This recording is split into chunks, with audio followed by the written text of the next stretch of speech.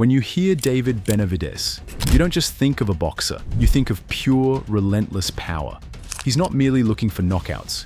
He's focused on building a legacy that will be remembered in boxing history. With a perfect record of 30-0, Benavidez has proven himself as the king of the super middleweight division, with an astonishing 24 of those wins coming by knockout. Yet despite all the destruction he has left in his wake, he somehow remains under the radar, his lethal reputation overlooked by many who should know better. He has held the WBC super middleweight title twice between 2017 and 2020, and still, the respect he's earned through every brutal finish feels just out of reach.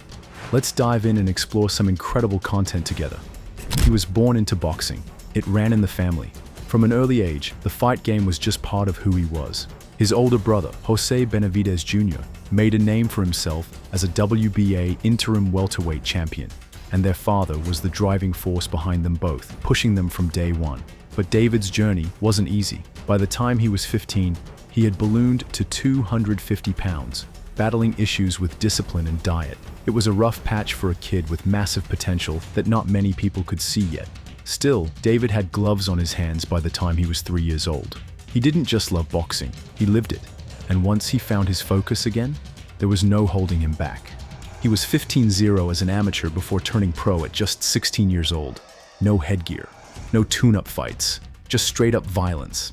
His debut? A first-round destruction of Erasmo Moreno in Puerto Peñasco. By 2015, he already had his first belt, the NABF Junior Light Heavyweight title, after running through Roland Williams like it was nothing. And from there, things got wild.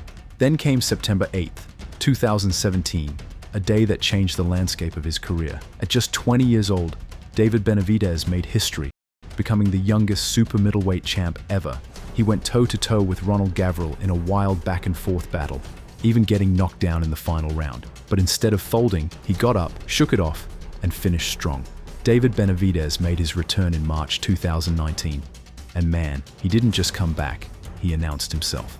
On the undercard of the huge Errol Spence Jr. versus Mikey Garcia fight at AT&T Stadium in Texas, Benavidez stepped back into the ring like he had something to prove. And he did just that. He went up against Jaleon Love and didn't waste a second. 2 rounds, that's all it took. He came out swinging, and before you knew it, it was over. Just like that, he reminded the world he was still a beast at 168 pounds. That dominant win set the stage for a big-time matchup with Anthony Dirrell, who had won the WBC super middleweight title while Benavidez was away.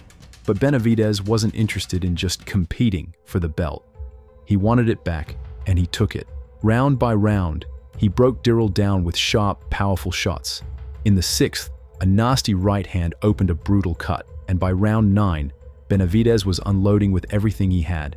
The ref stepped in at 139, and that was it. The belt was back where it belonged. The celebration? Pure emotion. Benavidez dropped to his knees. He knew exactly what that moment meant. Fast forward to March 13th, 2021. Mohegan Sun Arena in Connecticut. David Benavidez steps into the ring for a WBC title eliminator against Ronald Ellis. And it was clear from the jump that Benavidez wasn't there to play around. From the opening bell, he went full throttle. No slow start, no warm-up, just straight pressure. His hands were flying, his shots were landing, and Ellis couldn't catch a break. Benavidez was sharper, faster, and way more powerful. Round after round, he broke Ellis down. By the 11th, the ref had seen enough and stepped in at 2:03 to stop the fight. Benavidez had just secured his 24th win, 21 of them by knockout.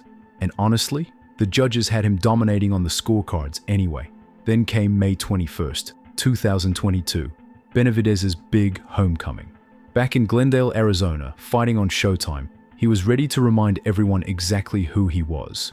Across the ring, former world champ David Lemieux.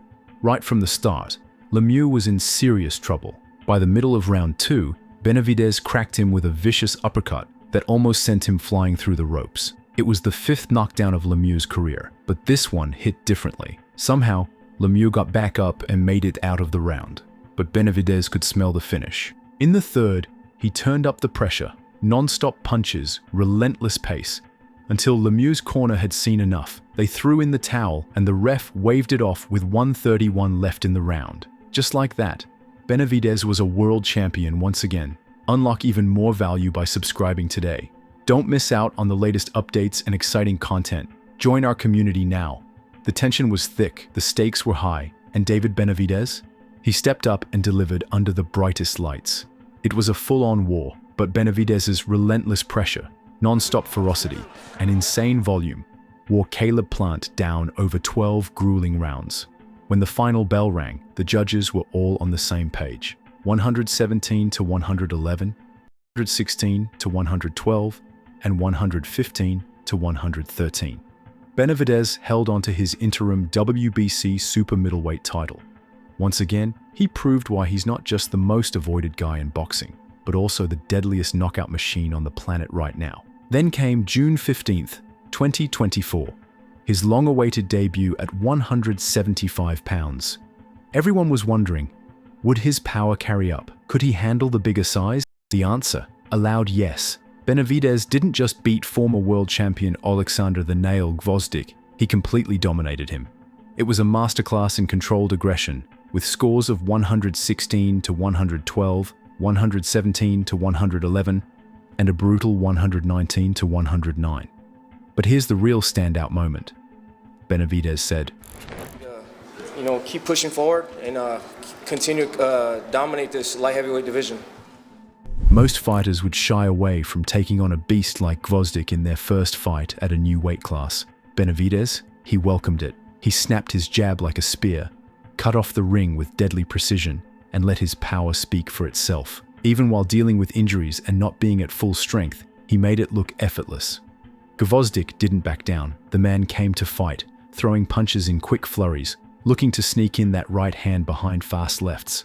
But Benavidez absorbed everything and responded with surgical precision. He rocked "the Nail" multiple times in the second half, but Gvozdyk's toughness kept him on his feet. Still, it was clear who was controlling the fight. "I'm looking forward to what's next in the division," Benavidez said after the fight, calm, cool, and ready for anyone. Fast forward to February 1st, and Benavidez steps into the ring against the undefeated Cuban powerhouse, David Morrell Jr., another dangerous opponent many had on their avoid list. This fight, it lived up to the hype and then some. Over 1,000 punches thrown. Brutal exchanges. Both fighters are digging deep in what's already being called a fight of the year frontrunner. But once again, Benavidez's pressure, accuracy, and relentless style proved too much. After the fight, he said, "This is El Monstro's world. Shout out to Morrell, I knew he'd be tough, and that's why I prepared so hard for this. I'm happy we gave the fans a great show tonight." And there you have it. David Benavidez's journey to becoming one of the most feared and unstoppable forces in boxing. The question now isn't whether he'll dominate his next opponent. It's how long until everyone else finally gives him the respect he's earned. If you enjoyed this deep dive into Benavidez's incredible career, don't forget to hit that subscribe button and comment below with your thoughts. Do you think he's the most dangerous man in boxing today? And who would you like to see him face next? Let me know and catch you in the next one.